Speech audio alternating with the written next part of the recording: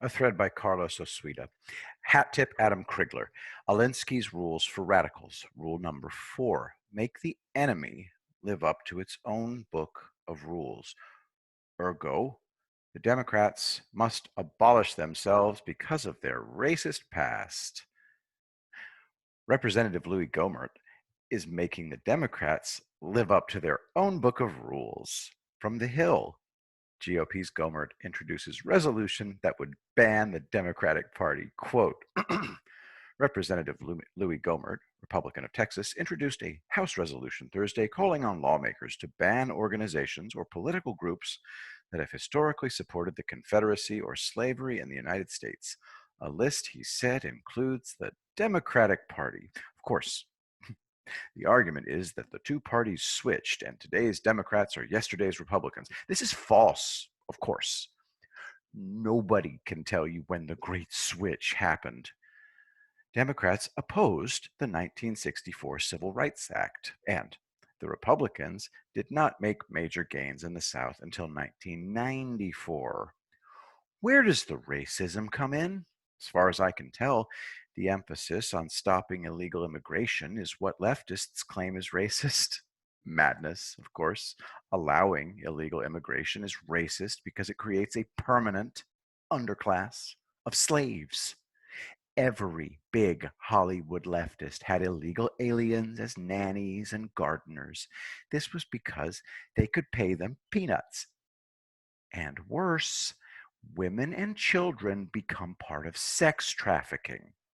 We can all admit that President Trump has gone out of his way to work extremely hard to benefit underprivileged communities that are predominantly people of color.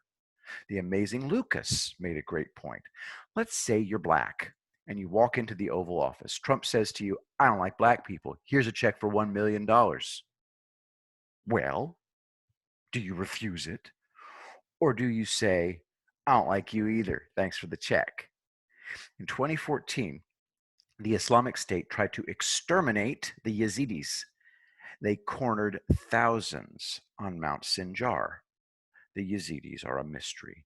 Most speak Kurmanji, and they practice a monotheistic religion called Sharfadin or Dazni. It may or may not be an Abrahamic religion, but it's definitely not Islamic. Nearly all Iraqi Kurds are Sunni Muslims. They don't like the Yazidis, but they rescued them from the Islamic State in a very skilled assault, and they took them in at great expense.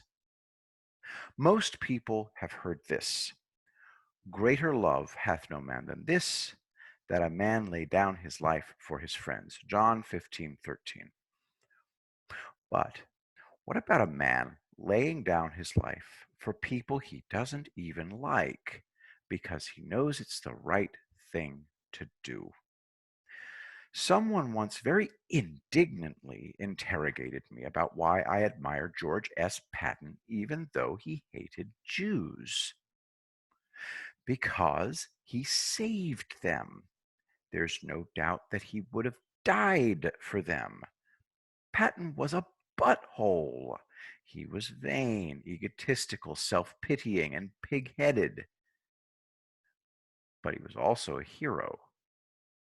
History is full of such people. They're jerks, but they're still heroes. And when it comes to Trump, none of it is even real. He's no racist. He isn't even mean. No adult man should ever use that term. Vinegar Joe Stilwell was another jerk. He was stymied by every inch of the war, by losers, but he was a brilliant general who went into the jungle with his men and fought beside them with a rifle. The Chinese were commanded by the terminally incompetent Chiang Kai-shek, who ignored all military advice and brought about the total defeat of nationalist China. Stilwell's drunk subordinate, Claire Chennault, blamed Vinegar Joe, so he was recalled. Chennault had the classic stew bum's face, millions of wrinkles, swollen eyes, a downturned mouth. I call it the Kenneth Tobyface. He was an actor and legendary boozer. Vinegar Joe's last mission was commanding 2 platoons of Marines during the Battle of Alcatraz. 5 inmates, yes, it's that Alcatraz, 5 inmates overpowered guards and took their guns, so the cops wasted thousands of rounds firing at reinforced concrete. Finally, they listened to Stillwell, who had his men climb onto the roof, drill holes down through the ceiling into the room where inmates were hiding, and drop in hand grenades. The inmates were forced into the corridor. There were 3 killed and 2 captured. The 2 surviving inmates were strapped into old Sparky, the electric chair. Stillwell died of complications of stomach cancer at the age of 64. He was a jerk, but he was our jerk. The Democrat leadership are our enemies. They're leaving, no doubt.